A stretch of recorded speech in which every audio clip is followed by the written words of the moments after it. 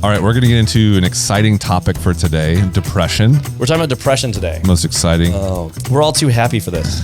Zippity-doo! Let's talk about depression. Woo-hoo-hoo-hoo. But it is spoken of in the Bible as like a dark night of the soul. A cloud comes upon me. I feel for you. That grief is real. I'm with you, and it's real. Is Lord, help them to find the strength to trust your promises and rejoice right now. Not to feel joy, but to rejoice. Praise God in the pain. Breathe. Eat a meal. Take a step. Do one thing. You need to know the Lord. You need to know the truth. He's the one that gives us stability, and He's the reason for our hope. And depression does not slap. Depression does not slap. It can't slap. Welcome back to the A Lot of Words podcast. I'm Brett Schoenig. Joining me, as always, Pastor Matt Smith, Senior Pastor of Barabbas Road Church. What are we doing here? We are answering the questions that you, the people, actually ask. So if you have a question you want us to answer, go to alotofwordspodcast.com. Click on the... Smash that subscribe button. You're killing it. the ask the question button. There you go. Click on the ask. Is that what is? Yeah, the blue ask a question button. Submit your question. We'll either answer it directly on here or we'll make it into a topic that we will talk about at some point. Matt, Chauncey was just doing our pre-podcast prayer, which is a great alliteration. But you don't wear headphones. I do. And during all I could hear was your mouth noises and your yes fathers.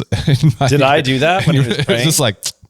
Yes, Father. Does that mean everyone's hearing my mouth noises on the... No, but what were you doing? It was so distracting.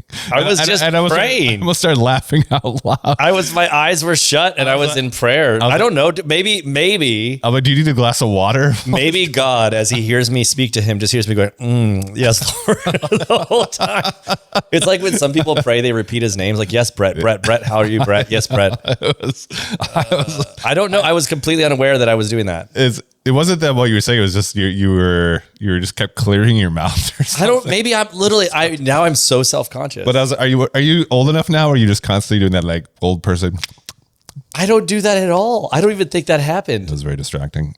It's probably happening. It's all the nose hairs. Yeah, it's the nose hairs. That's true. Okay. Okay. Well, the first of a few prefatory remarks I need to bring up before we get into the questions. No one has given adulation this week, so no one's getting a mug. It just sounds so culty. Okay. Oh Lord. So we had for years I have tried to figure out the Australian accent. I've struggled with it live on the podcast before. I don't understand what are you talking about? How an Australian accent. We have our friend. I have an Australian accent. I know how to do it. I mean, but I know too. So Justin McAfee gave me a trick. And so you think about, I added this, you have to think about alligators, which will get us into your Bible. You think about alligators, and then while you're thinking about alligators, you say the English words, rise up lights, and it will sound like razor blades in Australian. Yeah, I know that. Rise up lights. Rise up lights. Rise up lights. It sounds like razor. I needed some rise up lights to shave my face. That sounded shave pretty good. Face, rise up lights. I need some rise up lights. Yeah, rise up lights. I need some rise up lights. Oh, that's so terribly good. It's incredible, isn't it? Oh man! But you got to think about gators, like this Rise Bible. Well, no, this is the Bible I said. Yeah, I told you I'd segue into your alligator Bible. No, the only reason I always have my Bible with me. Great segue, Brett. Thanks, Brett. I canceled all my pre-orders for different Bibles that I liked, and I went back to my best one. Yeah. So I've been collecting Bibles for 25 years. Yeah. Why should other people have them when you could have them all? No one can have this Bible. That's why I went back to this. Is a one-of-a-kind Bible. But you know who is bound by? This person doesn't know I'm going to advertise them. But so this was an heirloom, Crossway Heirloom Omega made in the Netherlands. Okay. So when they re-released it was like the 80th anniversary. They went back from Crossway had gone to China, and then they went back to the Netherlands, which is a guy named Youngblood. I'm just telling you this. Youngblood, who does the printing. And he does it in the Netherlands. That's the best printing. And they went back to it. So with their 80th anniversary, and it was wrapped in a really nice black goat skin. It had a nice yap on it. It was an expensive Bible. And somebody, I forget the guy's name, had bought that expensive Bible and said, I want you to take this beautiful Netherlands Bible by Youngblood. And then I want you to take this beautiful, nice cover and tear it off and then rebind it in supple alligator skin, which is really expensive. And the inside is this really, feel the inside of that. It's very supple. It's very nice. It's a very nice inside, the end pages and whatever. And it was done. So you can see the alligator bears for ribbons. And it's so nice and floppy that, it's like it opens up and it just goes like this. just flops in your hand. Just a beautiful thing, line matched in the whole thing. And it's done by, look at this, Cherry Hill Bibles does it. So if you ever want to get a Bible rebound, if you go, I'd highly recommend them. This guy doesn't know, I don't know his name. They've got a great reputation. There's some really great rebinders out there. I mean, I've done a Bible with a guy named Diego Coloca before, who's great. But Cherry Hill Bibles, their rebinds are probably some of the best, period. And so when he rebinds them, how many Risoplides do you think he goes through? I will say this, though. The guy that got this done probably spent more money on this project than you can imagine. I bought it from a guy who wanted to sell it and got it for much, much cheaper, but still it's a piece of art, you know what I mean, to do. But yeah, so there's like this gorgeous heirloom Omega wrapped in a one-of-a-kind gator skin, gorgeously done. Cherry Hill did a phenomenal job. And so maybe they'll see this at some point and they'll be like, hey, we like your podcast so much, I'm going to get one just for you guys. But I don't even know if I could beat this. This is as good as it gets. And so I went back to it and just embraced it. I'm glad you did that. Yeah. Now we need a gator skin jacket and pants to match. Yep. Underwear and socks. We're going to stick on the Australian theme, and I want to do a new segment on the podcast called Matt Was Wrong. Mike, I'll leave it at Mike, a former congregant of ours who anytime you used to do math from the pulpit would call you out on how wrong your math was. Also wanted to call you out on you saying that the turkey is the national bird of Australia. What is it? I have no idea. He's gonna smack Matt in the face. What is the national bird of Australia? The emu. What's an emu? The emu. What is an emu? It's like a big giant bird. It looks like Big Bird without the feathers. Basically a turkey. No. Yeah, I think that's what I meant. No, but they're only indigenous to does anyone North have America. The There actually are. Does anybody have the turkey as their national bird? There's no turkeys in Australia, like at all. Maybe that's why it's their national bird. They're harder to find than a dingo. I think I'm going to go on a case. I mean, if Candace Owens can believe that, all her conspiracies, maybe I'm going to start a conspiracy. It really is the turkey. It is, and Mike is sending you that because he's in the anti. This is so funny. He's part of the anti-turkey. He's in Big Emu business. So he's Big Emu. That's right. So yeah, if you ever catch Matt saying something incorrectly that's not scriptural, please write the podcast. Let us know. And is it emu? Is it emu? I'm just kidding. Emu. It's EMU is how you. It's emu, but. I just made that up. Emu. Not to be confused with emo. Are you sure there's no birds that are national? That the turkey's not anyone's national bird? Look it up on ChatGPT. While you're doing that, is the turkey the national bird of any country? Yeah. While you're doing that, I want to mention something that slaps real hard. Did you find it? It's not. No. Well, hold on. It's a disgusting bird. Why would my Australian coach tell me that the turkey was the national bird of Australia? Maybe there's something about this. And this is how people learn. They need to learn from. This says, do you want to use ChatGPT? Did you ever see the meme where this guy went to this thing? He says, "How are you?" And he's asked ChatGPT. He said, "How are you?" And then the guy said, "I'm fine. How are you?" And the guy said, "He said fine." He enters it, and they just ask ChatGPT to ask their questions. Why is this taking so long? I don't know. It's not answering me. It's ridiculous. It's an embarrassing question. It's never been asked that. Emu. I want to talk about an AI band that I sent to you and Chauncey. I don't know how I feel about AI bands. I have to mention it because I got pitched. The short was banjo rock song. And I was like, well, I got to click on that. So I clicked on it and it's this band. It's 3 women. One of them has a banjo. They're playing a live show and how it slaps so hard. The band is called Shunned at a Funeral. They're not real. It is all AI. The guy behind it is a Reformed Christian who got injured and then had all these songs in his head and started producing them, putting out on AI. And if you it's like an Evanescence it's metal. It is chugging double bass, but it is so good. There's a banjo and it's. But you didn't know it was AI. I did not know. It's 3 female voices with all harmony. It's incredible. But I text Bill. He's like, music is dead. I was like, it is dead. I said, no one can play this well.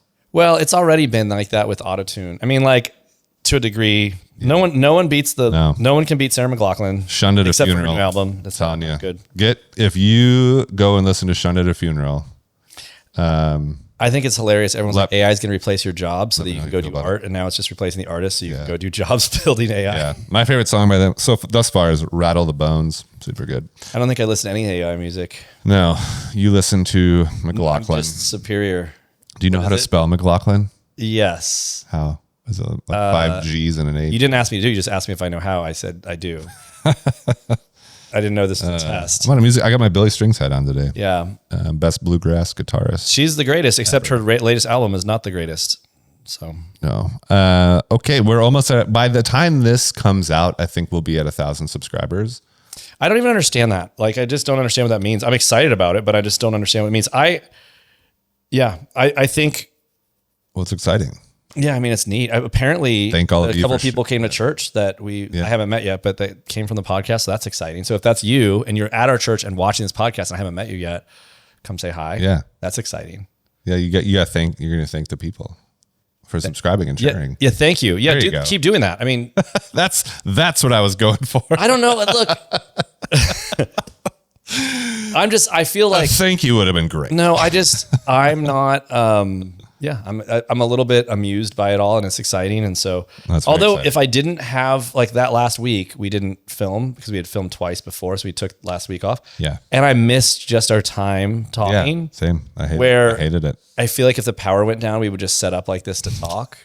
Like, I really don't want to talk to you ever without the camera rolling now from now on. I know. I'm just kidding. Well, that's what I had to wait. I'm just kidding. When the prayer thing happened in the beginning, I was like, I almost told you right away, and I said I have to wait till the mics come on. I just, the only thing it's that I pathetic. want is for people to send me their products that I like, and I can decide if I like them or not.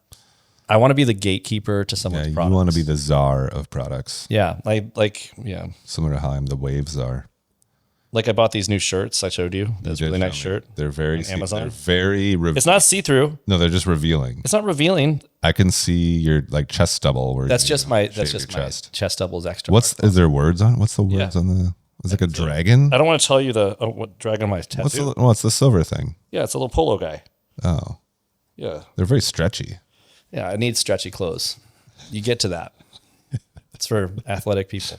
That's for fit, It's good. it's for fit athletic people. Yeah, stretchy clothes are the best. All right, we're gonna get into questions again. If you have a question, go to lotofwordspodcast.com. Click on the Ask the questions. ask a question Ask a question. button. You're doing great. Ask the question. Ask the question. Just one question. If you get it right, we'll respond to it. But And people do that, right? They do. Absolutely. Yeah. We get a ton. We're probably gonna do another Q&A episode. We have so many, we're probably gonna have to do another Q&A episode soon so we can get through some of the backlog. Well, why don't you just make each question on an episode? I mean, that one this one's we got some great ones in, and thank you. A lot of people sent in just saying how much they like the podcast. Thank you for doing that. That Thank you sounds for- like adulation. share, like, subscribe, comment. We love comments. It helps the algorithm. Yeah. I mean, I don't watch a lot of podcasts. I don't even watch this one really. And I don't look at the comments anymore because some of them I do. But I I like the comments on the long video because the shorts that people comment on don't know us very well. And so almost all of them, had they watched the podcast, would realize, it's The pants. I want YouTube to call long form pants. That's funny. Shorts and pants. Yeah. Yeah, but I had this experience. I was playing. Okay, ready? Do you want to hear something that's totally random? I really want to get into this question. Oh, I love that. Yeah. I'm still bantering. You were. I know. I'm ready. I'm trying to keep banter to 10 minutes. Okay, great. Is we past 10 minutes? Yeah. God bless America. We're very close. Okay. I don't know when we started, but I can feel it. It's a feel thing. Oh, God. What are we at 15? Oh, man. I was going to tell you about Overwatch. No one wants to know about Overwatch, or you're more about your Bibles. All right, we're getting into it. Cartwright writes in. Thank you, Cartwright. I'm pretty sure I know who this Cartwright is. We miss you, man. Move back out here. It's the right thing to do. Unless it's another cart, right? Then stay where you are. No, it is. Unless there's another Cartwright with 5 kids. Oh, yeah. It's a bit of a niche question here. There seems to be an increasing emphasis in reform circles on intentionally keeping children in big church rather than separating worship between children and adults. On principle, I largely agree with the move away from mindless entertainment driving kids programs that many of us grew up with in the 90s. But practically speaking, my wife and I feel we're drowning every Sunday. So he's in a integrated church model. I was convicted this past Sunday when a friend asked me later that afternoon what the sermon was about, and I honestly couldn't tell him between managing 5 children, taking trips to the bathroom, picking up, dropping crayons, Preventing minor insurrections. I often feel like I barely participate in the service at all. So what's the appropriate balance here? Are we disciplining our children by keeping them in the service, or are we discipling our children by keeping them in service? Or are we simply teaching them to endure it? Is it worth moving to a church that may not be as theologically strong, but offers more support for young families on Sunday morning? Or is it simply a season of life and I need to embrace it and teach my kids how to sit through a service? All right, well, those are 2 questions, maybe 3, but I like it. And then he goes on. You want the adulation? No. Well, yeah, let's hear then that. Then he adulates. Sorry, this is so stupid. You're like, I don't think adulate is a good word. Okay, go ahead. Regardless of whether or not you guys address this on the podcast or not, gotcha. We are. I just want to pass along my thanks to this podcast. I never miss an episode. Browser Church continues to be a blessing to our family, even several years after we moved away. So now we do know. It says cart right, it's not cart wrong. Yeah. Awesome, cart right. Well, the question about integrated worship isn't a modern thing. The Reformed churches have largely done that. You got to think to yourself that the Reformed movement in America really had its sort of resurgence. They called it the Reformed resurgence, kind of after John Piper and what's his name? Paul Washer started doing his stuff. They were kind of the gateway to more classically Reformed churches, which have typically in the past always been very small. They're usually smaller churches. I mean, there's always exceptions to that, but like they tended to be smaller churches. Even going back to Richard Baxter back in the day, talking about how churches shouldn't be over 200 people. The whole idea of how they were formulated were kind of on this idea of family worship, keeping everyone together, going to catechize your kids. And I get it. There's nothing wrong with those convictions, but we've talked about this before with a lot of these sort of practices. And again, if I don't mind saying so, again, the book Mere Membership is a great thing about it. The reason I say that is because even though it doesn't address this at all, it addresses something similar, yeah. Which is an administrative sort of idea that we this is a practice that came, the basic idea is that we don't want to segregate our kids so they don't learn church. Here's the argument for it. And it's one we make in kind in some ways. The idea is you put your kids in a children's church and then you have some sort of youth church service and then a teen church service and they have a college service. And then they go to college and they say, well, I don't really like the church, but they never really were in the church. They only went through this sub-genre where they're constantly getting, some pablum, here's some like moralistic lessons, and then they get to the teen zone and they're learning about whatever other teens are in. And so by the time they actually go to reject the church, they never really part of what the church is. And then what happens is, let's say they go to college, they lose their faith or whatever faith they kind of had. Then they meet someone, get married, and let's say they want to have kids, and they realize, well, we want to raise them in the faith. We need to find a church. But the only church they ever both knew was essentially youth groups. And so all the modern churches that came out from the 90s onwards, essentially the marketing for like the church growth movement was essentially youth group church. I mean, every sort of non-denominational church with the band, with the thing was essentially kind of like, let's just be a youth group church for adults sort of. And everyone that had left the church never really were part of it. Were like, hey, this is something familiar. I could get behind this. I think the Reform movement was purposefully adjacent to all that. It never adopted it wholeheartedly. Because of their sort of covenant views and whatever, they kind of kept things in-house all the time. They stayed a little smaller. They kept things moving. And there was a protection in a way from some of these sort of transactional, seeker-sensitive kind of movements. But anyways, long story short, all that aside, we can push a pendulum and a preference too far. When you don't argument what's the principle you're saying, it causes people to rigidly hold to preferences. And so the principle might be, hey, kids are not unwelcome in church. I think that's a good thing to say. It's not wrong to have kids there's things that kids can learn in church. On the flip side of things, if your kids are disruptive, it's hard for you to pay attention and for others. And so it creates a scenario and it puts a burden on people. So having a church that's age appropriate for kids, you can do it poorly or you can do it well. But having it as an option for people makes sense. So at our church, we have that. And if someone wants to have their kids in the sanctuary, they're welcome to.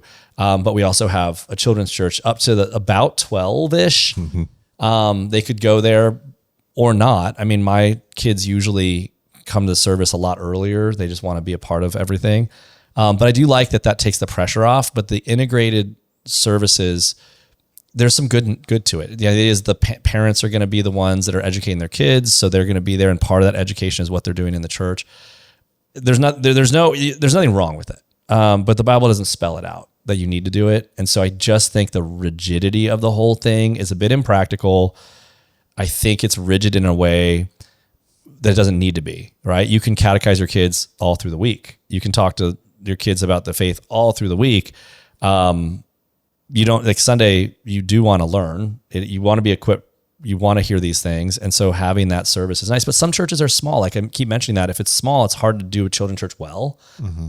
And a lot of children's churches, frankly, are just teaching your kids moralistic lessons. And so parents are like, well, I don't want them to have that either. So I think for Cartwright's personal situation, if they're distracted in the church and they don't offer something that helps them through it, before leaving, if they like the church, I wouldn't settle for a less robust biblical church. I wouldn't leave that church because of that.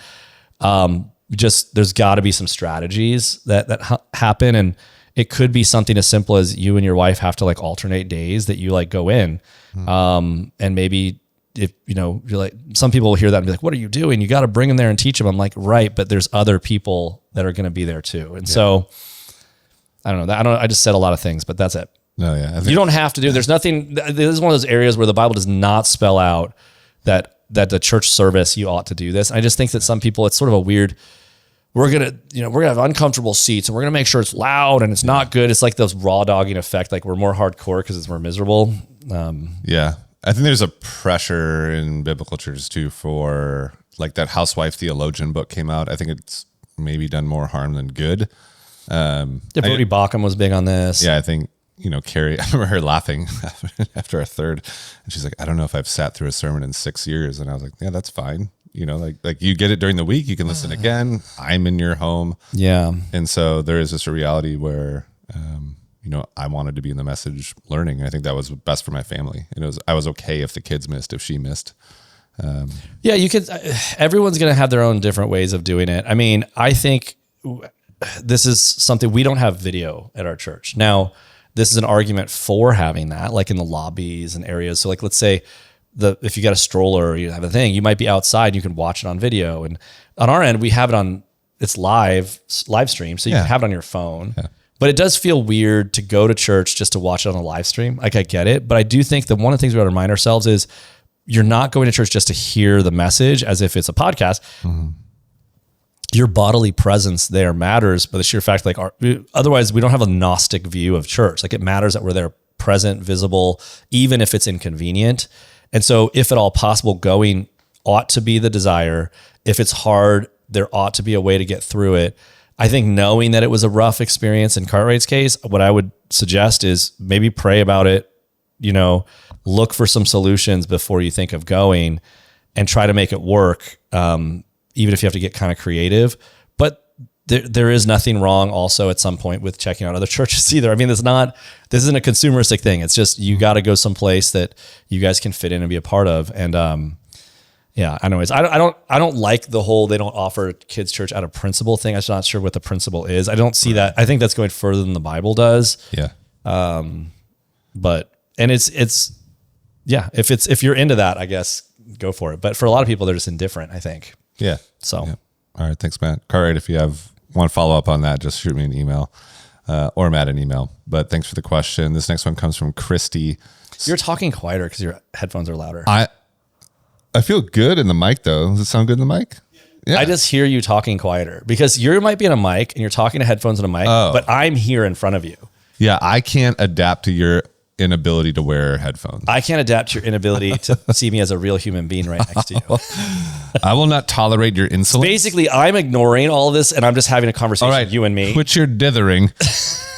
I'm tired of your insolence. I'm tired of your insolence. All right. Next one comes from Christy along the same lines as regards to wisdom. So she writes in, I thought this was a great question. My question is, a wise question. Even. Oh, it was a wise question. It's just one I remember thinking through as an early believer, as a newer believer. My question is, if scripture gives us instruction in the positive, can we logically conclude that the negative is sin? Such as, if scripture says to be wise, can we also say that when someone does something that isn't wise, it is sin? I ask this because I've often heard the phrase that it's not a sin issue, it's a wisdom issue, whereas I would conclude that if it's a wisdom issue, then it necessarily is a sin issue. What I'm not implying is that there can be multiple wise choices. What I am asking is in reference to people saying a decision isn't wise but isn't sinful. I'm curious if that can actually be a category when we're told in Scripture to be wise, and thus to not be wise would be to disobey. Yeah, I'm glad they asked this question. I don't remember who asked it, but Christy. Yeah. I think it's a really, really dangerous thing to make the case that he or she's making. Because if you say that something unwise is sinful, right? What you do, it very well may be sinful. The problem is there's unwise decisions can come from ignorance. They can come from impudence. They can come from insolence. They can come from impotence. I mean, all the I's, okay? They could come from any other, the motivations for unwise decisions can be many and varied. When we start categorizing things as sin and not sin, we basically start thinking of things in terms of permissibility. We start thinking in things of what's correct. So I'll give you an example just from the analogy. God says to Adam in the garden, you can have any fruit from any tree you like, just don't eat from the tree of knowledge of good and evil. And so let's go back with who is it? Christy. Yeah. Let's say Christy's statement is true. And Adam's like, well, God, what can I eat? And he goes, well, what do you want to eat? Do you have freedom to choose anything you want to eat? Just don't eat from this one tree. And Adam's like, can I just have all mangoes? And God's like, you have the freedom to eat anything you want to eat. Now, would it be wise for Adam to only eat mango? I have no idea. Like, I don't know what things you need, but if Adam's like, what if I only wanted mangoes? Is it wise? I mean, wouldn't you say the wise thing is to have like a bit of a well-rounded, panoply of fruit of things, a cornucopia, if you will, of a panoply, of different options. And so if you say, well, hey, he didn't pick the right fruit, is that now sin? Do you see what I'm trying to say? We're inventing a category the Bible doesn't. So I don't think it's appropriate to say that the opposite of wise is sin. The opposite of wise is unwise. Mm-hmm. Well, is being unwise a sin? Sometimes, and sometimes not. The problem is we just don't want to be more specific. In other words, what she's asking is essentially, can we make something more binding than the Bible does? And I'm like, I think that is a very, very quick road to legalism. There needs to be the ability for Christians to make stupid decisions without them all being sin. Otherwise, we're living in a state constantly of what is the proper way to live at all times. And I just think we miss this. Again, when you watch Jesus, I remember when I first got saved, the thing that struck me about Christ was how unlike that he was, how like normal he was. He talked to normal people. He talked about sin. He talked about the perfection of God, but he's at a wedding. Is it wise? I mean, this is where is it wise to drink alcohol? Well, what if it's too late? Is it wise to stay up late? Is it a sin that the wedding went so late? I mean, people get into this stuff where they're like, it's really unwise to have a wedding that's 6 p.m. but people have to wake up and work the next day. And Jesus, he would never be at a wedding where there was a nighttime wedding because people have to work the next day. And so we all just come up with all sorts of reasons and create sins that aren't in the Bible. And so essentially, I'm vehemently, I guess, disagreeing with that question. Yeah. The more I say it, the more I'm like, that's how the Pharisees essentially got where they got. If someone disagrees with me, you're welcome to do it, and it's not a sin to do so, but I'm right on this one. Yeah. You're not disagreeing with the question. You're answering it well. I'm answering the question. Yeah, you answered it well. Yeah, great question, Christy. Thanks for sending that in. I'm happy that came out of me. Yeah. That's where I thought you were going to go with it. I didn't know where I was going to go with it. Fantastic question. Do you have maybe an example? Of what? Like wisdom, like a wisdom category where you're like, that's foolish, but it's not sinful. I mean, there's a million, but. Yeah, staying up late is foolish. Yeah. Sleeping in can be foolish. Not like, okay, look, I'll say it this way. There's certain things that are wise in some circumstances and not so with Ecclesiastes. And Solomon says there's a time and a season for all things. So what if it's a season is it wise to do your work when you're on a family vacation? Well, you need to have a job, but maybe you shouldn't. Maybe it's unwise for you. Like, let's just say, is it wise for you to take on a big project when something's happening? Or is it wise for you to get an extra dog because your dog is, maybe it's not wise to do that. But is it a sin? Did you commit a sin? No. At a certain point, things can become sinful, certainly, where you're like, hey, now you're not loving your wife like Christ loved the church. And yeah, but again, even the category there, it's hard to enforce those categories at times. So yeah. Anyways. Awesome. Thanks, Matt. We'll stop it at 2 for time's sake. Those are 2 great questions. We have a bunch more. Keep sending them in. Again, we will at minimum do a Q&A episode at some point. A bushel of questions. Yeah, that's good. You missed an opportunity to say one of my favorite words, sundry. You said many and various ways. Many sundry. And I love saying as a sundry of ways. I don't like the word sundry. I love sundry. I don't even really know what it means. It means many and various. Does it though? Yeah. I don't know. I mean, I'm still stuck on whether emus are turkeys. So yeah. That'd be the world's largest turkey. I don't even know why my coach told us this. Yeah. Well, I mean, we were eating his national bird. And that was like pre-internet. He's like, I could say whatever I want and it's gospel. That's so true. Yep. All right. We're going to get into an exciting topic for today, depression. I forgot we're already in a topic. I'm like, just what other No, it's one of the best. We're talking about depression today. Most exciting. Oh, goodness. Yeah. Just kidding. No, this is we're all too happy for this. Zippity-doo. Let's talk about depression. Woo-hoo-hoo. No, people are depressed. Oh, dear. Everyone's on pills. Why should we even talk about anything? All right. Sorry. And end of the show. What's the point? I'll just get into it. I've tried to break this down into a bunch of different ways, but you're just going to start rambling anyway. So how dare you? We'll go. I'll start with is depression defined in the Bible, and or what is depression biblically? How would you define depression, and is it a category biblically? I'm sure somebody. It's funny when we were talking before. I think I'd mentioned something about empathy, and someone sent me an article from a guy who's an empathy scholar. I'm like, give me a break. So I'm sure there's a depression scholar. There's a whole field. But I'm sure there's someone that's like studies depression. That's like, technically it's over here. I don't think depression is spoken of in the Bible the way we speak of it, but it is spoken of in the Bible as like a dark night of the soul. A cloud comes upon me. But I think we have to be really careful in defining depression, because there's a difference between being depressed, being I think the biblical word we could say is why is my soul cast down? There's all language of sadness. So the Bible will use words like Paul at one point says we despaired even of our lives. So there's despair, there's sadness, there's this lament psalms. Yeah, there's the laments of Jeremiah. So you have weeping prophet. So you have all these sort of pictures of sadness and prolonged sadness even, right? I mean, there's just like pictures of that. I think that's fine. When we talk about depression today, we're coming to the term from a psychological background, which again, if you squeeze the question, the worldview a bit, depression is defined as the fact that it starts with our anthropology. So for the psychologist or psychiatrist and stuff, we're basically just a bag of chemicals. And so they originally were saying it's just depression is because your serotonin or dopamine, or it's a chemical problem. And it can happen, or they'll say it's psychosomatic. It's kind of a mix of both. And there's truth to it. But if you begin with a person that's not a soul, not a complete person, where they're really just a machine, depression can be essentially just a chemical problem, and it's an ongoing problem. So if someone has depression, here's, I guess, way to say it. We would call depression something someone can have, whereas the Bible would say depression is something someone feels. I feel depressed, or I feel sad. Well, that's fine. You could use those terms just fine biblically.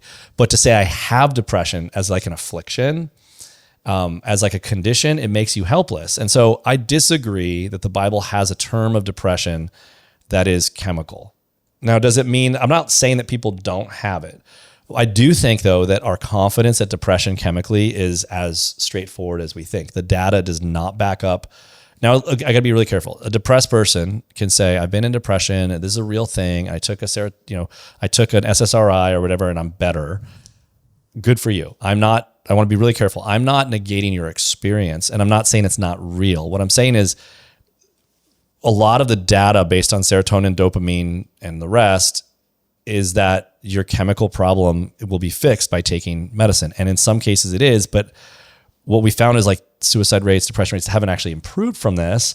And the mechanism of serotonin and dopamine might not even actually be the triggers that we think they are.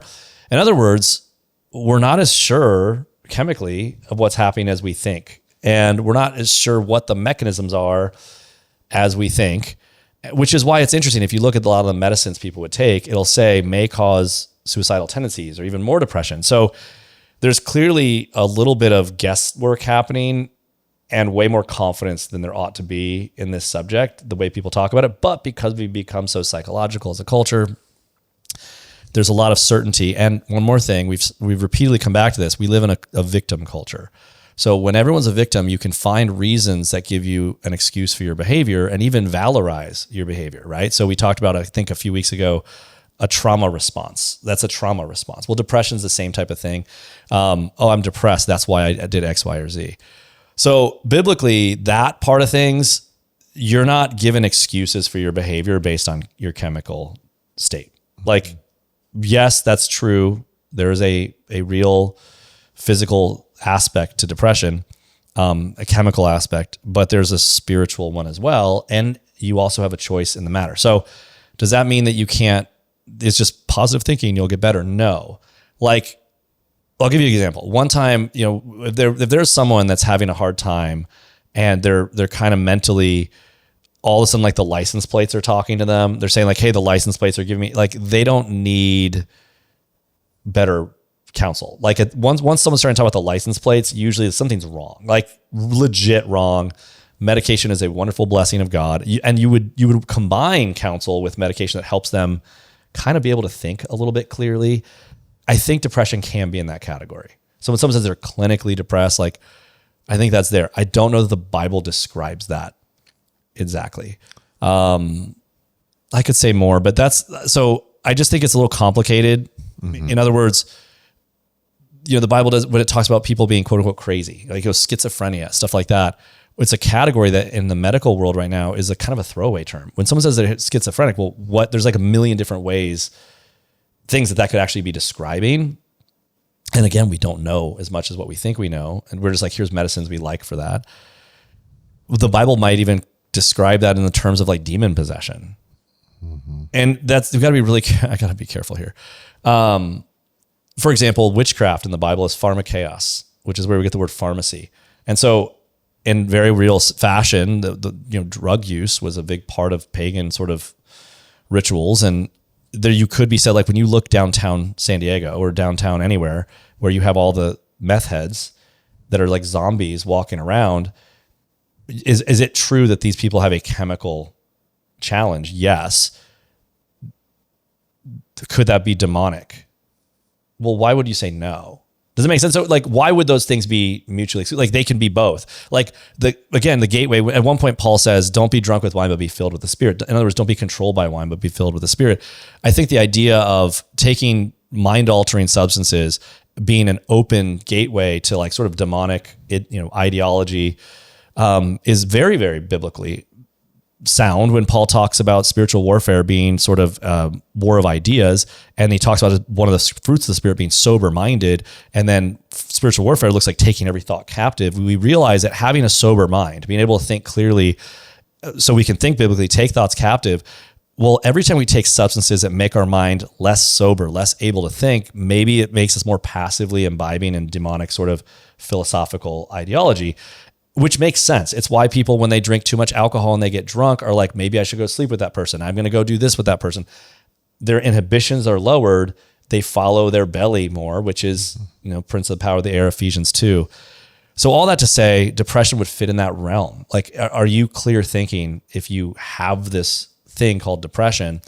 But I will say this, the Bible does not leave anyone hopeless. And so, yeah, I could go on, but let's just, I feel like I'm moving. No, that's good. Yeah. Pace I kind of looked at some synonyms that I could find from scripture before coming on here. I did a little bit of homework, but yeah, I talked about sorrow, despair, heaviness, anguish, grief, fear, exhaustion, hopelessness. Sort of those are the categories they could plop into that. That being said, do you think someone who's, even if it's a almost a noble reason, someone loses a loved one, a loved one that they know goes to hell. They're not a believer. They're sad. It's been a month and a half. They're still in sadness. Would you, and now they're going to come to you and say, I'm on SSRIs. Would you say, maybe pause that? It's okay to be sad for long periods of time? Do you think we live in such a instant gratification, I need to solve this immediately? Yeah. Or is it okay to have a long season of sadness? Yeah. There's a lot to unpack here because I think, first of all, Oh, I know. everybody in our culture is whack. We were watching. I was waiting for such a more eloquent term. I know. That's all I got. And I want to get to this. Let me just start this. I think we got to talk about joy for a moment because I'm getting depressed. No, I'm just kidding. No, I think the mistake we make, okay, is thinking that joy is the normal state of man. It is not. It ought to be. That's the whole, we were created for joy. When Paul says to rejoice always, he's not saying, I want you to feel this always. He's commanding you to actively do something. So we're going to get to that again. So if you remind me to come back to this, rejoice always as a command. This isn't saying feel joy. It says to rejoice. It is a command to do something. It is not a command just to feel something. It's not just a description of you feeling like, hey, I hope you rejoice all the time. And I think the mistake are you about to sneeze? Nope, I burped. Oh gosh, that's like so distracting though. I know, I'm sorry. If I was like this, don't worry, I just thinking. No. So I think that with our culture right now, everybody assumes, kind of in the last podcast we did a while ago, that that success and winning is normal part of things. I think that people think, well, I'm supposed to feel good all the time. And what is this weird feeling? And so when we were watching over the weekend or whatever, we went on that little trip and there's a TV. And I mentioned this on the pulpit too. Every commercial on The Price is Right, because it was like for people that are mentally unstable. It's like, Wegovy, are you depressed? And how about this one? Like, do you feel psychotic? Can you not sleep? Every other commercial was for somebody that had some kind of whack thing. And I'm just like, nothing. The amount of drugs we are taking to try to quote unquote feel normal is crazy. And it's funny because like, I think that environmentally you could argue that we have real issues. I mean, I think people's hormones are all messed up from the environment. I think all sorts of things. And that also has an effect on our mental states. But man, people are taking so much medication. They're taking so many things. When you look at the things in the Bible, what you just said, is it okay to have a long period of sorrow? Well, certainly. But we shouldn't be sorrowing like the world. When Paul says to not grieve like others do in 2 Thessalonians, he's not saying not to grieve. He's like, don't grieve like others do who have no hope. But the fact that he has to command it means it's very natural and easy to do that, even for Christians. He's not talking to non-Christians. He's talking to believers who have the promises of God, which means in our natural state, of course, it's very normal. The flip side of things is in the Christian world, the argument is that you would never have sorrow. It's that you just wouldn't grieve like people who have no hope. In other words, the way you grieve would be different in some fundamental way. And even in grief, at one point, Paul says, rejoice always. This is the will of God for you. Rejoice always. You know, James says, count it pure joy when you encounter various trials. The depressed person, do you think that depression gives you an excuse to disobey God? I think that's a better question. The reason I ask that is the moment you say, well, I can't help it, I think you lost the plot. Rejoice always. Paul says, this is the will of God for you. Rejoice when you encounter various trials. The challenge for us, I think, first of all, as Christians, we think people should have joy passively. That's the mistake. So it makes people feel like, well, I don't have it, something's wrong with me. So then they like look for drugs. The second one is when someone's in trial, we are not radical enough to say, I feel for you, that grief is real, I'm with you, and it's real.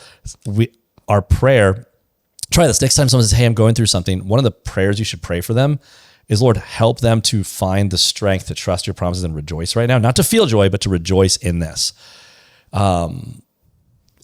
Praise God in the pain. And you see that in the Psalms all the time.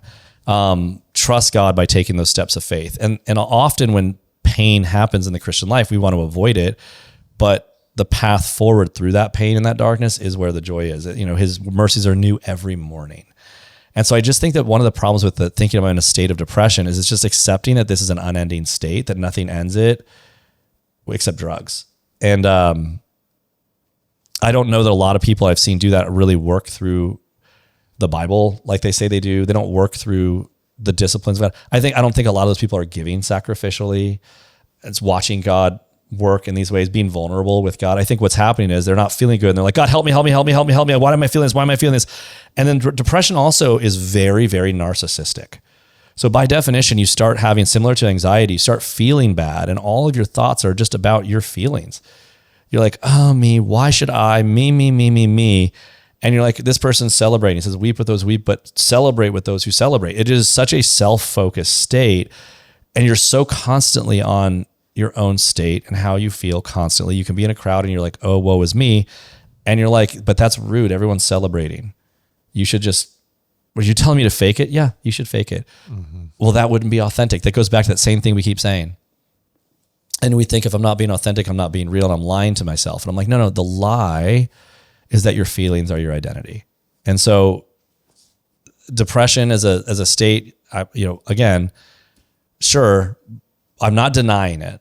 I'm just saying if you accept it, it doesn't mean you can deny the commands of God and the work of God, medication or not. You have to do it, period. Like it is literally a sin to not rejoice.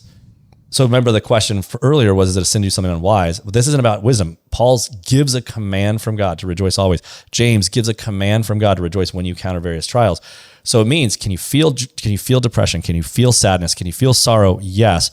You're commanded to rejoice, not in the trial, but in what it does. Rejoice in the Lord, not in the trial or in your things, but in the Lord. So, God's worthy of our joy now. Well, when is he not worthy of our joy and rejoicing? So notice each one has our mindset on something good, which is God. Whatever is true, whatever is noble, whatever is right, think on these things.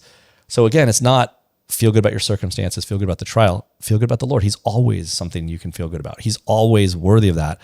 And we are not disciplined, setting our minds on that, or sober-minded. We just act passively. And I'm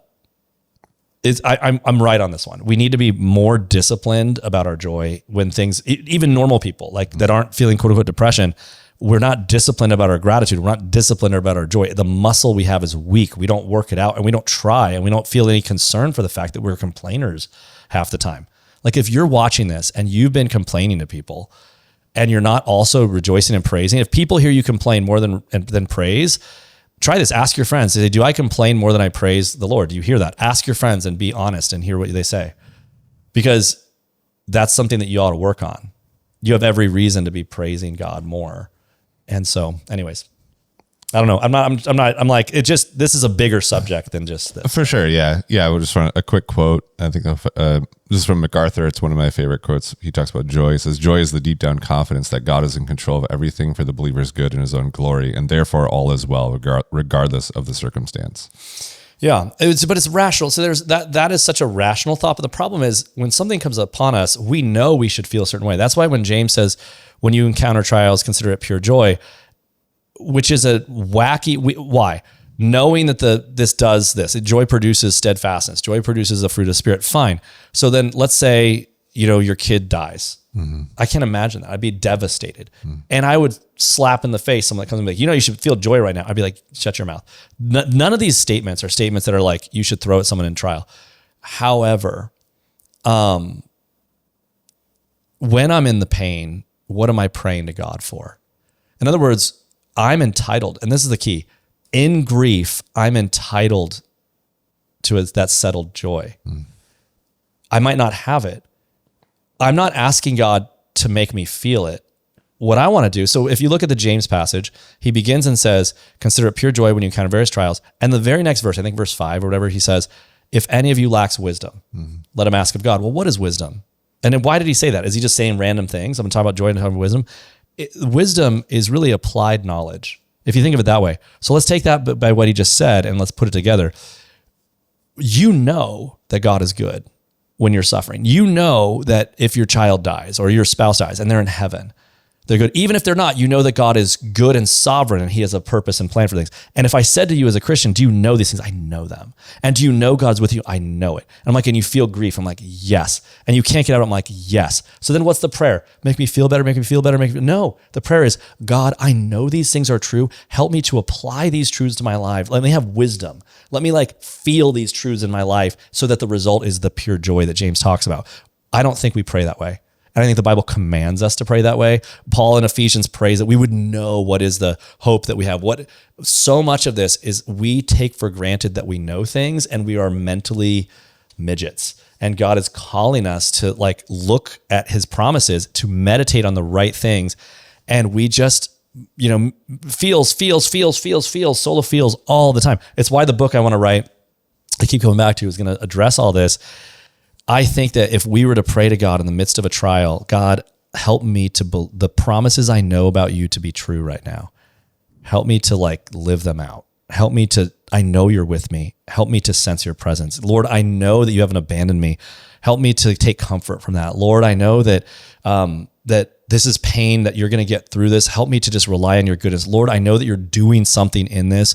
Give me the comfort that comes from knowing your presence. And Lord, when all of this, let the joy that comes from knowing these things come out of me, even in my grief. Oh, that's some prayer. Yeah. And the Bible gives us a really good reason to pray that way. So in other words, you're entitled to aim for these things. We're not just stuck in the waves. In other words, we have a direction to swim to, something to hold on to.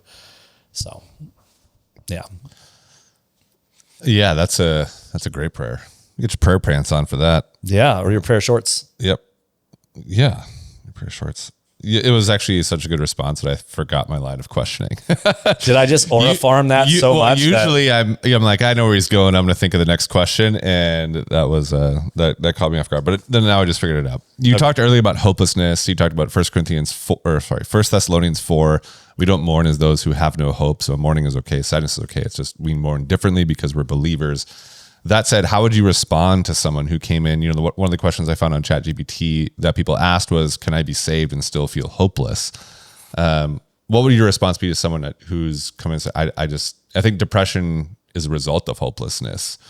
How would you counsel someone who just says, I feel hopeless? Is it what you just said? You got to ignore the feeling?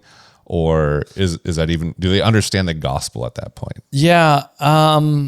Hopeless. I think when you think of depression is also, there's a nihilistic view. Hopeless is fine. I think it's too centered. I think nihilism, a sense of meaninglessness. So hopelessness, it implies there is such a thing. You just don't have it. I think for depression to be like what I call a social contagion. So for example, like suicide is a social contagion. People commit suicide and then other people follow it, and they're same with transgenderism, a social contagion. And so in a victim culture where everyone is a victim, that's what made transgenderism popular for people, because they're like, well, wait, I'm a victim too. Look at my thing. And well, what's the most heroic thing you can do in a victim culture is to be suicidal, so it's a contagion, right?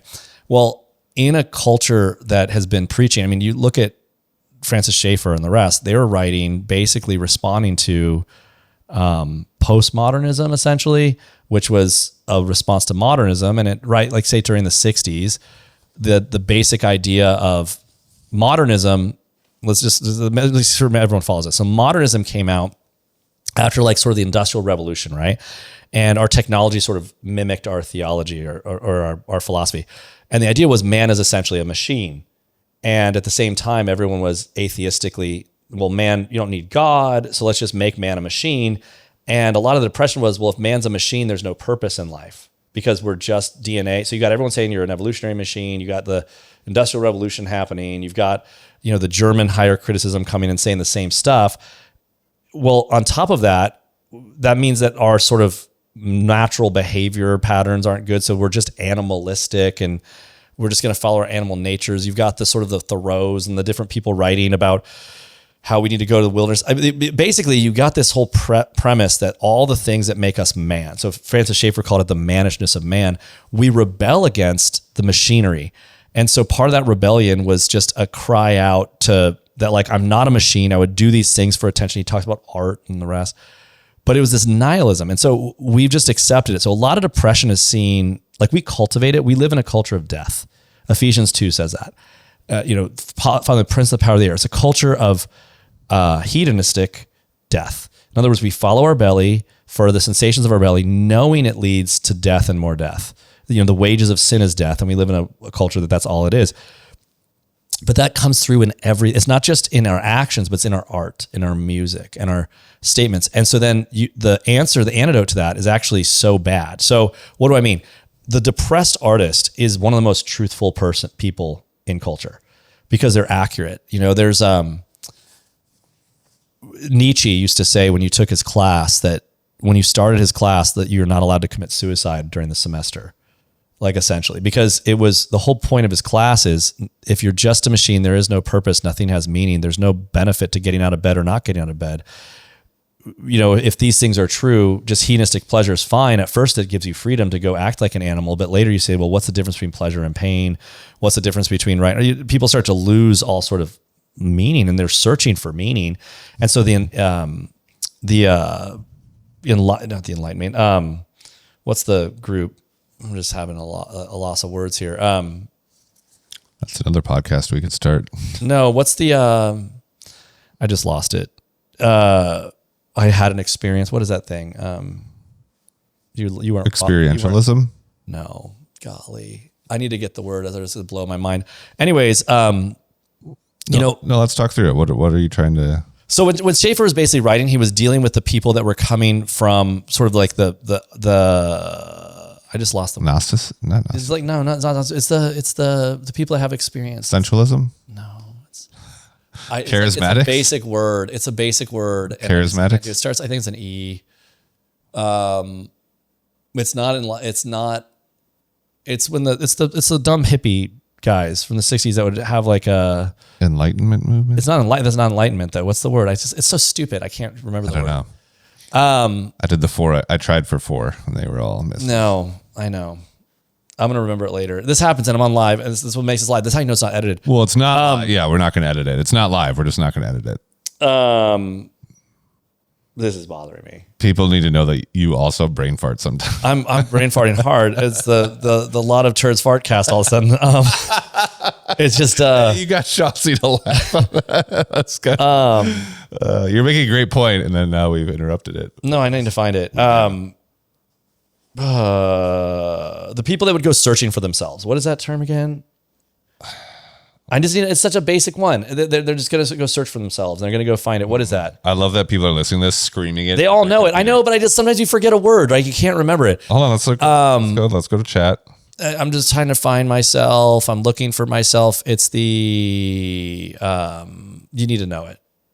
Because we're coming back to it again. What is it? Yeah, hold on. You have it. Let's see if I asked the correct. I need to find myself. What is that movement called? Existentialism. Existentialism. Yes. Thank you. Oh, it gave me like 10, but I was like that. I feel so much better. I feel like I just popped a mental zit. That's a wrap. Okay. Existentialism is essentially depression philosophized.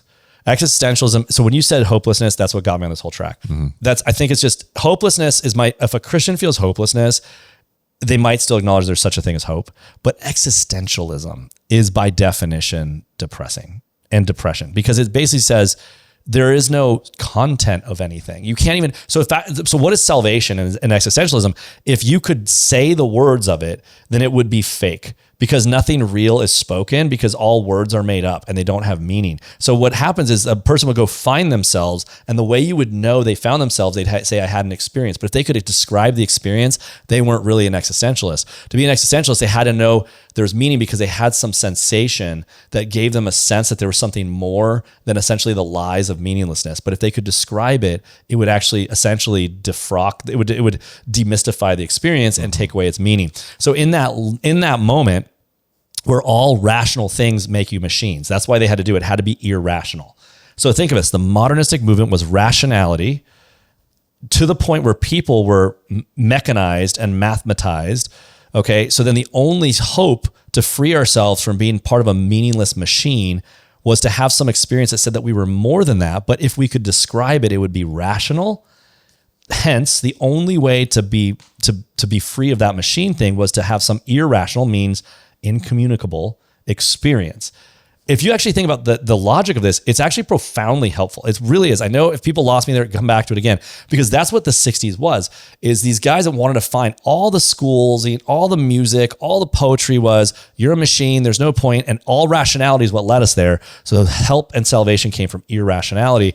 Well, we're in a similar moment right now, because people have gone the other direction, but it's still that people are looking for meaning, they're looking for this, and all the pablum, this is what I mentioned earlier, is essentially Hakuna Matata. Just be happy. And here's the thing, happiness, I'm happy. Happiness is the truth. Well, a lot of people, when they're honest, they're like, why are you happy? Like, you could pop the bubble really quickly and be unhappy. You're like, why is that good? Why? And just lead them down a road. And so the only argument is, I don't know, I'm just singing a happy song. And then the person that comes into the church where everyone's singing happy songs and looks so happy as an affectation feels like it's unreal because it kind of is. Because they're like, no, a real person would recognize that this is hopeless and meaningless. But it's even then, the thing that's causing it isn't hopelessness, it's existentialism, it's nihilism, it's the purposelessness. All of that is settled on if there's a God. If there's a God and there's meaning, there has to be meaning then, because God is the objective sort of reference. You're not the only reference to the world. So that's the first part that saves a society from depression. And I think for an individual from depression, they get to define what's true. Again, not your feelings. And I want to come back to this again. The thing that causes someone to go in this direction is to deify their feelings as reality. God spoke the world into existence, and what he says is true is true. So when a Christian says, I feel this, I feel this, I feel this, and they refuse to take God's like described picture of reality as what's real. God says, you're okay in this moment. God says all things are working together for good. I know, but I just feel this. At a certain point, your refusal to say, I'm going to submit to what God says. Yeah, you're not a Christian. You're not a Christian. A Christian believes that God is, and I want to be really careful here because he is your Lord. This is a command. When God says, this is the way the world is, and he says it, you're allowed to feel the feelings of an embodied soul in this world. Jesus knows what that's like. And then by faith, trusting in his word, giving the word of God the authority to say, but what he says about this thing is the true thing. And so my feeling is the thing that's disordered, not the reality. There is a given reality, in other words, and it's not the one you're making up and feeling. And that's what depression begins by, essentially deifying your feelings as objective. It takes the subjectivity of it and it deifies it as objective reality, period. And the Christian is freed from that, recognizing there is such a thing as objective reality, and your subjective experience of it might not be accurate. And so a Christian can go through those feelings and they should know, my perception of these moments is inaccurate. There's something disordered in me. And so I'm going to trust by faith, not feeling, what God's circumstantial, what he says about these circumstances, and act accordingly. And I'll work through the feelings. But for most people, they don't do that. They just wallow in the feeling. Now, there's someone that's going to tell you, like, I did this for years. I did that for years. I'm like, look, I'm not trying to be, I doubt it. You know, I just do. I just think that our normal people, we struggle with this. We are swimming in a soup in our culture right now that we don't even realize, that has just so deified and legitimized every sensation and feeling we have as absolute truth, and it is not. And depression is just one manifestation of it. And it's some of the darkest because it makes people feel powerless. I think hopeless is fine, but I think powerless. I can't change anything. I'm like, stop. You're not God. Stop trying to be God. Stop trying to be God. Like, breathe. Eat a meal, take a step, do one thing. The powerlessness, I can't do anything. There's no point in anything. I'm like, there's a God. Is he true? I don't even know. Okay. All right. Yeah. At a certain point, it's, maybe it's chemical, maybe it's this to a degree, but if you got the chemical right, what do you want? Just to be distracted? You need to know the Lord. You need to know the truth. And he's the one that gives us stability, and he's the reason for our hope, and he's the reason for our meaning and purpose and all that. And so I don't think even your well-adjusted person always lives that way like we ought to. And so now we're going to try to counsel someone, and all the person sees when they're depressed is you giving them like that song, I'm happy. It's a Hakuna Matata. They don't see reality. If we can remind them that their reality, their perception of things is wrong. Like, there's a bit of apologetics, in other words, that needs to happen in depression, and it needs to be confronted because their view is somewhat arrogant. I feel this so strongly and blah, blah, blah. Like, that there's an arrogance in depression that needs to be addressed, which is your view of reality is not objective. I don't know. Maybe someone disagrees with that, but. Do you think that's depression then is a sign of a lack of faith in that area? Would you go that far? No, because look, I think, like I said, I want to come back on this. I think people they can be messed up. There's a million things that can happen. In other words, I'm uninterested in why someone finds themselves feeling this way. Got it. I don't think it's proper to like say that. I just think you might find yourself depressed. And then as a Christian, you have something to do. Mm-hmm. Okay, I know what I need to do. I need to rejoice now. I need to figure this out. I need to go to the Lord. And then it might be waiting. It doesn't mean that the circumstance might be removed or the darkness and the feeling of sadness. If someone has grief because a loved one dies, they just live with the grief for the rest of their life. Yeah. It doesn't go away. It just changes. But the entitlement that it's never going to wait, it's supposed to go away. Who taught you that? Listen, Christian, I saw this quote the other day. I thought it was really great. It says, you're going to die on a day where your plans are still supposed to happen and they didn't get finished. And on a day when the world's going to go on without you, like nothing happened. So you may as well live your life a little bit. I didn't like the end part of the quote, but the beginning part, the end part of the quote is, so you may as well live in light of God and eternity. Yeah. Because your plans and the things, I think that the depression might come upon you. You might find yourself depressed for a myriad of reasons. Maybe it's chemical, who cares? Do the things you want to do, but like start pursuing, what do? Take every thought captive to obey Christ. Think on these things, whatever true, noble, and right. You ask a depressed person what they're thinking about, it's not true, noble, and right things. Like, tell me the things you're thinking that are true, noble, and right. I don't know. I can't. You're not even doing it. And so there's something to do. So I think the thing I'm arguing against is the powerlessness we have to the whole thing, as if it's just comes upon you. Yes, people get depressed. They have sorrow. Sometimes it's this and that, but there's something we can do about it. And the answer isn't, I'm happy all the time. It's a deep-seated, not grieving like the world does, and a sense of perspective and hope. But it comes from, it's a battle. It's spiritual warfare. Yeah. And so often the drugs that we're taking are the types of drugs that cause us depression. That kind of goes back to that other statement. So I'm not a doctor, but I think that the Bible is pretty basic on some of this. Yeah. Do you think that that was one of the questions I'm going to go to. Do you think people are quick to go to pills because they haven't seen God work? I remember when my mom died, I was sad for a long time. Yeah. And I had the birth of our first son like a month after that. So this is a weird time where I was like, I should be super happy. I'm not. My mom's not here. This is the worst. Yeah. But it was just the steady, by God's grace, I developed a very steady discipline of being in the Word and being just at church, and things I would refuse to cave on. I remember Sundays I didn't feel like going to church. I'm like, I don't want to see people, but I know I need to go do this. This is my betterment. But I had, again, worked that muscle for 15 years. I talked to you during that time, and what was one of the things that was interesting is that you did that some people don't do is you allowed me to speak to you. In other words, you allowed me, like I would say something and you'd be like, okay, yeah. Like you would receive it. Like you would call me up and you'd receive it. And we'd talk through and you'd cry and we'd talk and we'd, get through it. But it wasn't like I wasn't lecturing you. I was telling you, here's what the Bible says. Here's the thing. And you're like, yes, I know that's true. And you're like, oh gosh, that's helpful. Like, in other words, there's a scary point in Hebrews 6, right? Where the author of Hebrews basically says, I want to talk about Melchizedek, but I can't go on. And he talks about people. Basically, it's a passage where people say that you could maybe lose your salvation, right? Mm-hmm. Well, he's not saying that. What he says at one point, essentially, if I could paraphrase it, is you should be teachers by now, but you're not, which makes me wonder if you're even a Christian. Not only that, because once you watered it, whatever, the word is ineffective. And what he's getting at is it's scary. If you're not a believer and you want to know truth and I bring you the word and you receive it, wow. If you're a believer and I give you the word and it affects you, wow. But if you're a person that's been handling this for so long and unaffected, unchanged by it, the argument is not only do I not believe you're saved, I don't think there's anything that can ever save you, because the one thing that can save you, you've just crapped upon and so minimized. I can't bring you anything else. In other words, it's very dangerous to sit with this in a familiar way where it doesn't affect you. And I think casual Christianity is uniquely dangerous in our culture because it inoculates people from the real thing, such that what can I bring to somebody that actually helps them? And I think in your case, you're not inoculated from the word. It affected you in a way that it ought to affect Christians. But so many people handle this.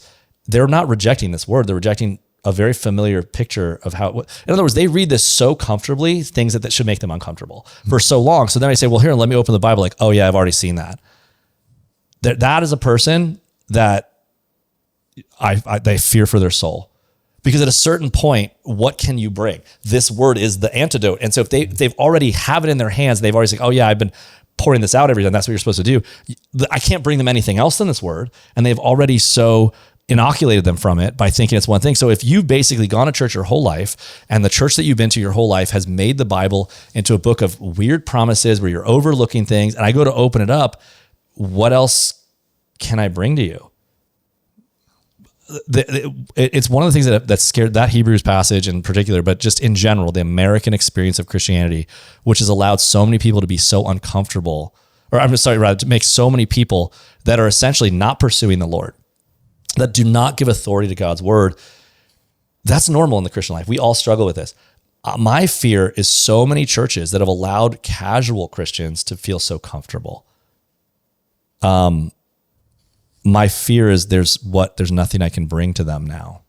There's I feel the least amount of hope for those people because the word already doesn't affect their life. It doesn't hit them. They're already calloused to it.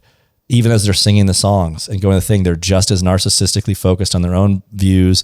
They're using the name of Jesus, but they're not. Those are the people that are going to say, my Lord, I did this in your name and that in my name. Truly. And I say this because as a pastor, I've watched people come to our church that come in from really hard backgrounds. I had one week where I was counseling 2 separate people in the same week.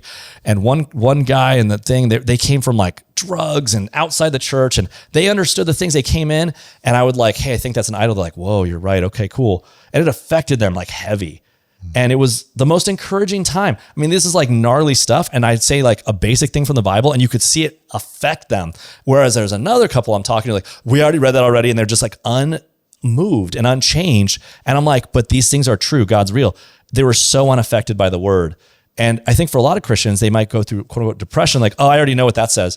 Yeah, you know what? Enjoy, like you are in grave danger. So I just think the ability to have this Bible touch us in some way where we're dismissive of it is a very, very scary thing. So if you're watching this and you read the Bible and you listen to sermons in a casual way too long, I think it can sort of like, retard your ability to be able to respond, to feel it. You're callousing your heart. You're covering its ability you need to be confronted by it. It needs to pierce.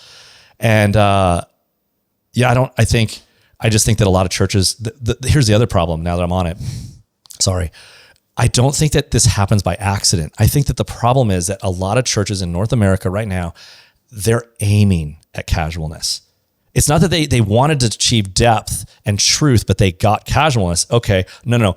It's their aim. They want it to be casual. They don't want it to be comfortable. They literally want to do it. And if you actually like look and zoom out about the power of this thing, that is a terrifying thing. I don't know who I'm even talking to on this. I mean, apparently we have all these people watching. But I'm like, if you're in a church that is casual, run for your life. That you could be a church full of people that have sin and challenges, but you just want people that are pursuing this with earnestness. And that's the answer for depression. It's the answer for everything. I think that casualness, the very antidote for all these things, the fact that a depressed person could say, oh, I have the word of God, and it's just unaffecting them. I think that's more of a product of like a casualness that is a poison. Yeah. Yeah. That systemically comes usually from the pulpit. You answered a question I was about to ask. This came up on ChatGPT that people had asked it and says, my church is not helping with my depression. Is it okay to go seek a specialist? And so I know that's a poke the bear kind of question, but that said, how would you respond to someone who says, I need to go see a specialist if they were in our church? Yeah. I always tell people, if you go see whoever you want, I'm not going to I don't care. If someone's like, can I go see a specialist? I'm like, okay, go, fine. I just think the idea when they say the church isn't helping me almost every time, I was like, if you rephrase that, if someone comes to me, and just let me make it really simple, and I bring them what the Bible says, and they say it's not helping me, I'm like, okay, why not? That why not question is not being answered at all. They're like, is it because it doesn't work? Like, I'm just thinking this. I'm like, see, the fact that they're not answering the why not question is a problem. So they could say it's not because I'm inaccurately diagnosing what it is and giving them the wrong text. Okay, fine. But that's not really even in question. They're just assuming it just doesn't work. Are you content with saying it doesn't work? Let me go somewhere else. Now, could you say, I just think this problem is more than what the Bible says? Certainly. Could you go to specialist? Fine. But let me just say this. People don't have, if you think there's some secret thing out there, like, oh, I need to go to a trauma specialist. Okay. 10 years from now, let's see how you're doing. Mm-hmm. All those people said, I'm going to go to special deliverance. Like, all right, see how it goes later. We have the most medicated culture, the most depressed culture. All these people have their therapists. Like, there's nothing wrong with it. I just think it's like, are you good now? You're going to go talk to someone more about yourself. Like, I think what a lot of people need more than anything is to stop thinking about themselves so much, to come to church and like pursue being selfless. They should just, I'll say this. I don't think that you can do it for more than an hour at a time. I think you could come into church and say, okay, I'm just setting a moment on my calendar. I'm going to go sign up for a small group. This is my antidote for a lot of problems. sign up for a small group at church, make a commitment by faith, like just sheer grit your teeth. I'm going to go to this group and my whole concern is how to serve these people as a sheer exercise. And so if, like I said, Mr. Miyagi telling you to pile rocks, do it. Here's your Mr. Miyagi piling rocks. I promise you'll learn karate. Just do this. Show up at your small group and say like, I'm going to a small group and I'm just going to serve these people. I don't care how I feel. I don't care what I'm going through. I'm going fully to give myself to serve these people, and then do it. Let me know how it goes. I guarantee you, your problems will start feeling a little better. You were made for this. Yeah. This is the good life. When Jesus, this is what he's promising, is that self-denial is just the freedom from the tyranny of self, me, my. You just need to get away from, you're a terrible master. And so anyways. Yeah, it's that terrible, it's the cycle of the isolation. I think our culture, most people live in isolation. And so they isolate and they think about themselves and they get more depressed. They go to their soundtrack, which their causes music. them to isolate. Yeah. Think about themselves. You pick churches that are going to play the music you like, and it's like, just stop it. Often something that comes up, especially in the Reformed circles we swim in, people love talking about Spurgeon's depression. Do you think there is a almost like a righteous depression? Does that exist? Like a grief and sadness over the loss that are out there? If someone's I've encountered these people that are just kind of walk around very melancholy. Yeah. And they're like, can you believe that there's 100,000 people going to hell right now? And like, thanks, dude. Yeah. Is that posture okay? Or should that be corrected? Yeah, I think we want to be really careful. I think one of the challenges we make is to remember that everyone has a different affectation, a way of acting. And a lot of people are posers. They're just copying people. But we want to be careful because there's a couple of things I'll say. First, Paul Washer. Yeah. Paul Washer's great. I love Paul Washer. He cries a lot, and he seems like, but I'm sure he's a every fun time guy. you say affectation, he just pops in my brain. Yeah. So I think this way, Jesus actually directly addresses this. Okay. He says, he says, I played the funeral and you wouldn't come, and I sang the dirge and you would not. The lyre, the dirge. And I said, we played weddings and you wouldn't dance. In other words, John the Baptist was essentially the melancholy guy, and Jesus was the party one. And so they say to Jesus, you're too happy, essentially. And to John the Baptist, you're too sad and serious. Jesus like, I came to you in both ways, and you wouldn't. He's using an example. So back then they used to play a game. What would you do when you were a kid? You played weddings and funerals. Those were the big things happening in society. So you'd act them out. And so the kids would get together and act out weddings and funerals. Jesus basically, we came to play funerals you didn't want to play. We came to play weddings you didn't want to play. You just don't want to play. I think the idea is that people have different affects. Some people are more melancholy. Some people are more not in their affect. I don't think the Bible's commanding our affect to do that. Now, is the melancholy person commanded to rejoice always? Yes. But when you read the Puritans, sometimes like, I will rejoice, but not in vain merriment. You're like, okay, whatever. Like you're serving the Lord your own way. I don't want to be the tone police for people. I do think that Jesus was known as a man of sorrows, and yet he was very joyful, obviously. The joy that was set before him. So for the man of sorrows, it was the joy set before him. That's a really great thing to center yourself on a bit. If Jesus was the man of sorrows, meaning that he bore everyone's sorrows, he wore everyone's sorrows, he also did what? Pursued, what was his antidote to those sorrows? In other words, he pursued obedience to God unto death on a cross. It says in Hebrews, for the joy set before him, he despised the shame. In other words, he saw the sorrows and the shame of wearing those sorrows on the cross, and he looked at them and made a calculation. He rejected them outright for the joy set before him. Well, that's a perception. There's something psychological here. There's a spiritual warfare Jesus took place in, and saying what? There's two views of reality. You're going to wear everyone's sin, and this is full of sorrow, and look at the shame. And Jesus was like, I despise that. I see the joy in obedience. And Philippians tells us that he's highly exalted in that obedience, that this is, so you have a choice. Every Christian has a choice to see those two worlds. Do I see the despisement of this moment? I lost my job, or this thing happened, or this tragedy happened. I'm going to despise that. I'm going to obey. I'm going to see the joy set before me in this moment. So you have a situation. I remember counseling this couple a long time ago where I think I mentioned it, but they found out that their kid was going to be severely handicapped, possibly, and they were going to have an abortion. And I'm like, no, don't do this. Everyone was counseling them to have the abortion. And I was like, no, please don't. I was begging them not to. I said, listen, you think that the happiness that you can control by going backwards or getting rid of it, but the Bible promises us like the joy of obedience. And I'm just telling you, like, yes, your life might change, but the joy is going forward. The joy is in front of you. It is through the valley of death. It is through the walking forward. You cannot go back. It doesn't exist going back anyways. And God is leading us forward onto glory, the present time, he tells us. So I could go on, but I just think that for many of us, we see depression as the shame and the thing, and Jesus sees the choice. All Christians, two ways, God's way. He's sovereign. He's good. He's working all things for our good and his glory. Oh, you have a choice. Which one's authoritative? Jesus despised, rejected this, and for the joy set before him, set his face like flint. I mean, I don't know. I just can't get past this. It's just, it's Psalm 23. We walk through the valley. We fear not because he's with us. Mm-hmm. But we read that as passivity. We read that as, I should feel this way. We're just so passive. Again, our God is our belly. My sensation is ruling me authoritatively. I feel anxiety. That must be what's true. I'm feeling anger. Well, I'm just like, it must be what's true. I need to find out why, who did it. I'm like, stop. Your feelings are not authoritative about reality, and they don't define you. And so, again, that's the book. Yeah, I love that. What do you do with it? I mean, even the Lament Psalms, Psalm 3, out the gate in the Psalms, they 1 and 2 were put there by compilers, and it makes sense of the doorway. It's a book called Lamentations. Yeah, exactly. Yeah, but then Psalm 3 right away. But David's so good.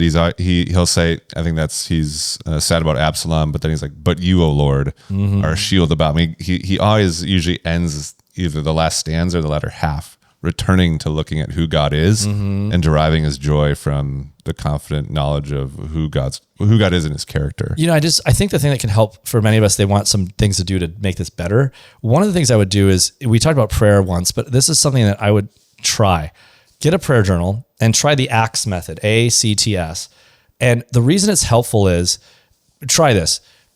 Basically adoration, confession, thanksgiving, supplication. But here's how this might look in real life. And the reason I say to try this is that if you can start working that muscle out, it'll help you when you need it. So for example, God, you are always faithful and you never cease to come through. Confession. This isn't about what sins you say. The confession is, Lord, I am fickle. I find myself so moody and I'm up and down all the time. I'm not as faithful as I'd like to be. I'm not like that. That's the confession. Thanksgiving. Thank you, Lord, that you've given me a faithful Savior and a throne of grace I can go to. And that's supplication. Lord, my anxiety that comes from this thing, I'm coming to you with this throne of grace for help in my time of need. I know that I don't need to be faithful, but you can help me in your faithfulness. Lord, help me today as I go forward in my meeting and my thing. You know what I'm saying? And then, okay, that's it. Shut the journal. It takes a small paragraph. Do it tomorrow with a different thing. Focus on God's patience. God, you are so patient. Lord, I'm not patient like I wish I was. Thank you so much that you're patient with me. And then supplication, help me to be patient with others the way you're patient with me today. Just that muscle helps you do what David does in the Psalms. So it starts to become the natural thing we do as we face things. We start to think through God's goodness. We start to see our limitations and weaknesses. We thank God for his grace, and then we ask for his help going forward. That's a really good habit. Man, that's a lot of good things to do in a really short time. Last question, Matt, that I have on this topic. I'm just curious. I wanted to get it in earlier, but you were on such a roll. It revolves a word. This show's about words. Yeah. The phrase existentialism, we found it. Yeah. There seems to be, if you put the word clinically in front of anything, yes, there is, then everything's permissible. I'm clinically depressed. I'm clinically anxious. I guess your thoughts on that. I don't have a better way to phrase it than that. I think you're clinically dumb. Let me say why. What does clinically mean? What does it mean? It just it doesn't legitimize everything. Right. So clinically just means it's a sense of authority. It doesn't mean it's not true. We just want to ask why we're saying it. I'm clinically introverted, or I'm clinically depressed. And my next question is, so what? So if you ask yourself why you're saying it, you're like, what do you mean? It goes without saying I'm clinically this. What you're saying is, I have a hall pass to act this way because someone gave me authority. I got a stamp from someone with authority to say that this thing is reality. Mm-hmm. So clinically means this is reality. It's real. And there's something to this. I'm not saying it's not a true category. I'm just saying that ask yourself what it's doing in our lives. I'm clinically X, Y, or Z. oh, that means I have authority in saying this thing is real. Well, I'm not saying it's not real, but what the Bible says is something that is more real about your circumstances than any clinician. In other words, that might be true. They might have diagnosed you with something. They could be wrong, by the way. But the way we're using it is the way we ought to be using the Bible. And what's funny is we use the Bible as, oh, that's neat. Oh, but Dr. So-and-so said I'm clinically X, Y, or Z. Now I can act this way. What if I said you're clinically in sin and foolish and you need to do X, Y, Z? We have an authoritative command to do these things more so than the person says, well, I have to take this thing because I'm clinically X, Y, or Z. We give so much authority. I just think that many of us are practical atheists. We say we believe, we need to practice believing. And that's it. So that's my view. There's nothing wrong with the term. I think the way we use it, if we're honest, is to give authority to the objectiveness of our circumstances, say it's real. So what? What are you going to do about it? Because this says this is more real than anything that you're saying and anything you have. If you're an introvert, does that give you permission to be rude to people? No. Well, I'm clinically introverted. Oh, well, great. You're still called to be kind and to weep with those who weep and mourn with those who mourn, to not neglect the meeting of the saints. Oh, well, I'm clinically this, like, I don't know. So that's my view. Thanks, Matt. Appreciate it. If you have any more questions on depression or any follow-ups to anything we talked about, go to loudofwordspodcast.com, click on the Ask a Question button, send in your comments and your questions. Matt, I want to finish the episode with a does it slap? Yes. And depression does not slap. Depression does not slap. It can't slap. Key fobs. I hate key fobs with a passion. In fact, I would take any sort of, where everyone's like, I'm afraid of the mark of the beast. My theology is such that I don't believe that you can have the mark of the beast until the church is gone. I've talked about this before. If someone offered me a biometric chip that unlocked all my items that was connected to me, I would take it today, right now. I have no problem with it. I don't think that any of those things are true. The mark of the beast happens till after the Antichrist is revealed, which can't happen until after the church is removed. So yeah, I'm taking anything they offer to get rid of my key fobs and my keys. I think that blockchain's coming. I think all of it's coming to be the thing. And I hope it's, something I can put in my body to order things and just. But would you buy a Tesla knowing that your phone can open the door? I would buy a Tesla if my body would open the door.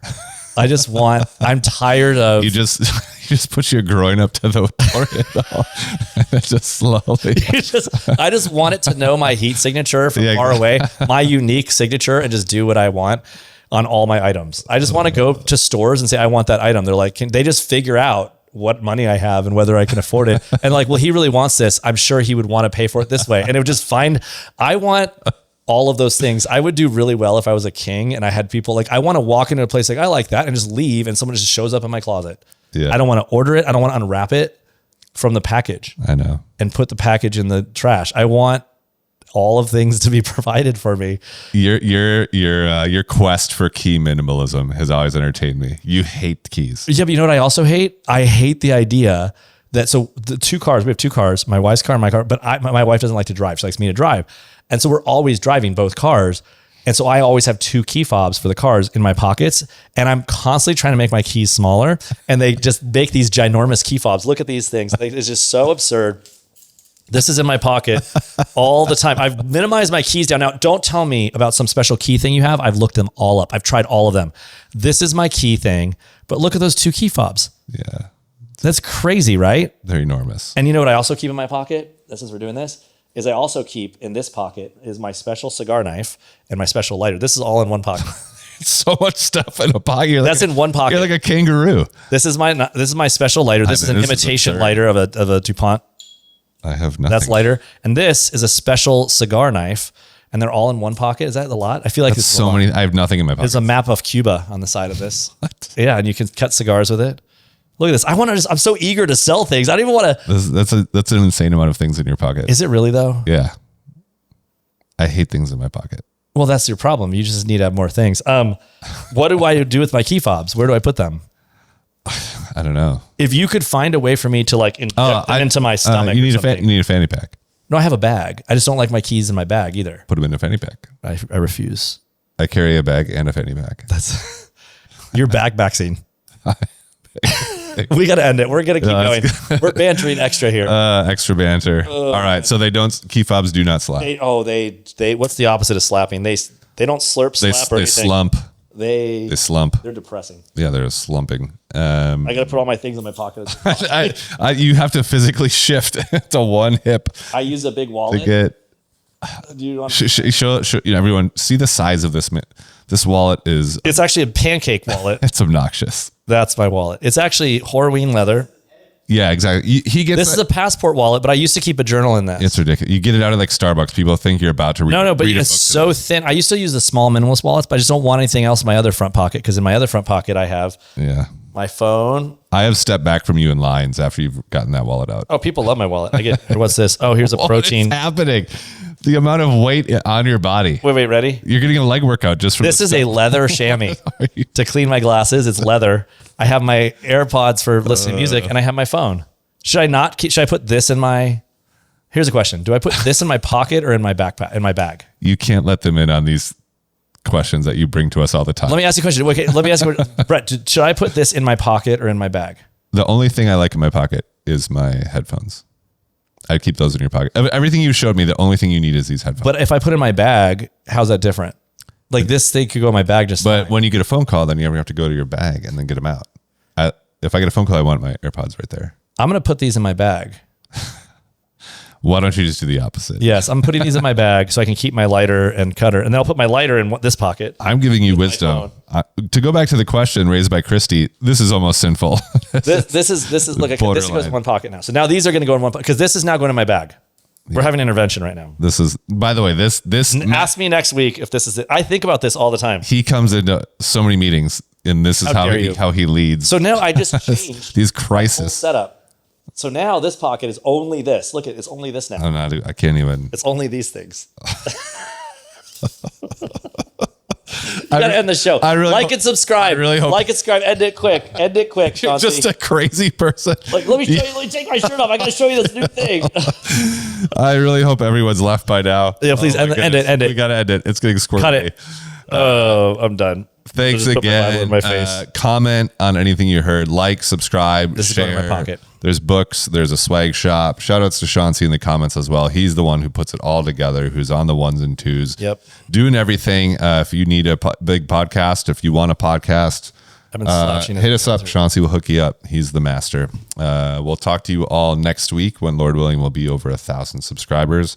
Yeah. Best case, we'll be in glory because Jesus has come back. Amen. All right. We'll see you next week. Hey, Matt, you know what really slaps? What? Our subscribers, the people who watch the show, you, each week. So thank you. We appreciate you tuning in each week to listen to the A Lot of Words podcast. Make sure you like and subscribe and watch the videos to the very end. It's great for us. Make sure you comment, and it really supports the channel. And we really love hearing from what you have to say, and we're excited to keep doing this. And buy a mug.